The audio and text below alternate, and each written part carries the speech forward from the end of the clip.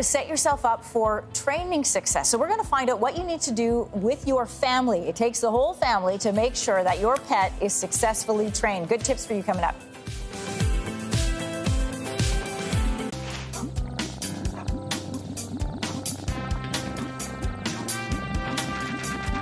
Continues today with some tips on training, and there are a lot of things you can do as a family to make sure you have the perfectly trained pup. With more, Andre Yu, head trainer and owner of When Hounds Fly, is joining us this morning. Andre, thank you so much for being here. Today we're talking about what owners and families need to do to help their dog train successfully. And your first tip is to book that puppy school early. Why and how early? People are busy right now in the pet industry, and you know what? If you wait till your puppies arrive to book into puppy school, you'll be disappointed because it's upwards of a month or two wait.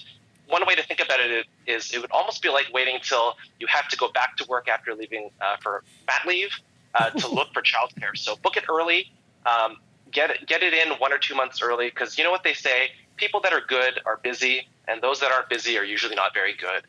Andre, let's move on to the second point. Families, what you want families to decide house rules together. So talk to me about what that looks like. I've got a funny story about house rules and conflict in the home.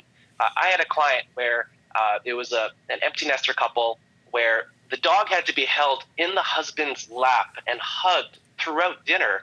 Otherwise, the puppy would bark the entire meal. Now, the male owner didn't mind, but let's just say that it caused a lot of strife between the two of them. So really, before you have your puppy come home, have a family meeting and decide what the house rules are going to look like. Things like, how do you feel about your dog sleeping in the bed? What about the dog on the couch? Other things. How do you feel about the dog jumping up on people when they come home? If you've got elderly family members or you're expecting young children, that might be a bad idea. And what we suggest to people is the higher your requirements are in terms of the training for the dog, that's more time that you have to put in terms of upfront effort and consistency. Andre, I totally get that point, but what happens when you bring a dog home and your wife doesn't think she's going to love the dog, so she makes all sorts of rules. Then she falls in love with the dog, and then all those rules, like jumping up on the bed and feeding the dog, are out the window. You know what? I think and by the way, that's just a starts hypothetical. That's just a hypothetical. But you know what? I love having my dogs like on the couch. I love snuggling with them. And you know what? I'd suggest start with the strictest set of rules. And then as you get a sense for like how this dog fits within your family, agree to relax them over time. I think that's a lot more fair. To start strict and then relax as you see how.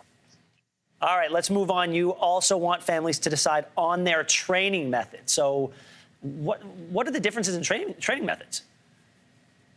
You know what? Dog training is a completely unlicensed and unregulated industry. So, you know, when you send your human children to school, you'd understand that, well, there's a standardized curriculum and, you know, the teachers might have stylistic differences, but everyone's on the same page. This is not true with dog training.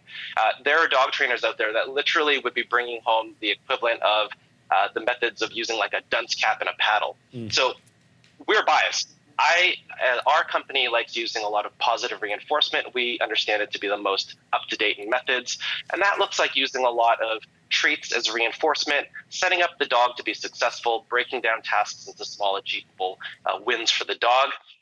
Avoid trainers that say don't use any food, or if they prescribe specific kind of training collars, that's basically code words to mean that there's going to be a lot of leash jerking and physical intimidation and pain in their methods. Okay, you say lastly that consistency is key. Consistency is totally important. I want you to think about your dog as a nonverbal learner in a foreign country. How do we learn when we go to countries where we don't know the language? Well, we sort of observe what other people are doing, and if that looks like it's working for them, we sort of copy them. Now, unfortunately, in a lot of households, it causes a lot of stress for dogs. The rules change every day.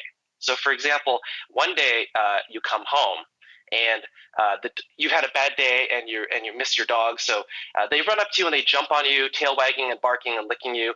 And you praise them and say, I missed you too, Sparky. I really, really am glad that you're here and let's snuggle. But then maybe the next day you come home and you're wearing your Sunday best and your dog does the exact same thing, putting muddy paws in your leg. And then you scold them and say, bad dog, don't jump. No, no, no. imagine how confusing that would be, where one day it's reinforced and the other day it's scolded and punished. So I think that as the family coming together to understand how to train, setting clear boundaries and rules, that's going to create a less stressful environment for the dog and ultimately a more happy environment for that dog. Andre, thank you for all these rules. And you may be getting an email from me because we brought a dog home. She was really well trained. We had to continue the training at home, but my kids were so excited that they acted like anarchists around her, and she forgot about 2/3 of what she learned. So we may need some reinforcement. Hey, thank you so much for being here. My pleasure. Thank you. And